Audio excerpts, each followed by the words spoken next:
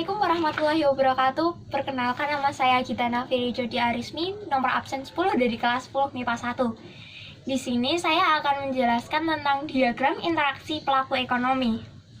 Yang pertama, saya akan menjelaskan diagram interaksi pelaku ekonomi dua sektor, antara rumah tangga dengan perusahaan. Yang pertama, rumah tangga menawarkan faktor produksi berupa tenaga kerja, tanah, dan modal kepada perusahaan. Kemudian, perusahaan membalas jasa atas faktor produksi tersebut berupa gaji, sewa, laba, dan bunga kepada rumah tangga. Yang ketiga, pendapatan rumah tangga akan mengalir ke perusahaan, yang kemudian perusahaan akan mengalirkan barang atau jasa kepada rumah tangga.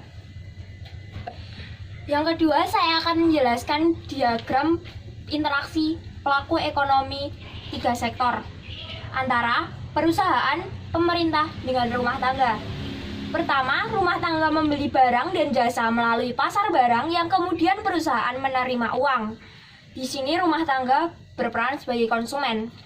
Kemudian, rumah tangga memiliki pendapatan dari penjualan faktor produksi tersebut ke perusahaan. Perusahaan berperan sebagai konsumen.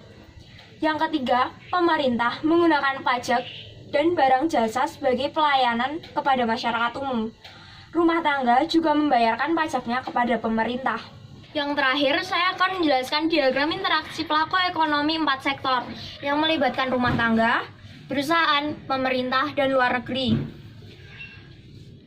Yang pertama, rumah tangga membeli barang atau jasa yang dihasilkan oleh perusahaan untuk dikonsumsi dari penghasilan berupa gaji, bunga, dan sewa. Selain itu, rumah tangga juga membayar pajak kepada pemerintah, yang kemudian pemerintah membeli barang dan jasa kepada perusahaan untuk dijadikan sebagai fasilitas publik dari pemerintah sebagai timbal balik dari pembayaran pajak tersebut.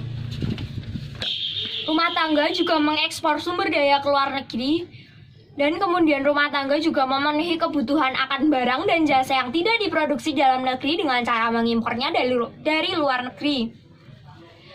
Pemerintah juga menetapkan kebijakan dalam ekspor dan impor. Pemerintah mendapatkan penerimaan berupa devisa dari hasil mengekspor barang dan jasa. Selain itu, pemerintah juga menerima pajak dari masyarakat luar negeri. Perusahaan melakukan kegiatan ekspor dan impor barang dan jasa ke luar negeri.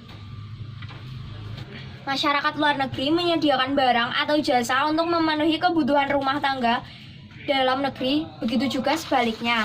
Masyarakat luar negeri juga mengekspor barang dan jasa kepada perusahaan, begitu juga sebaliknya.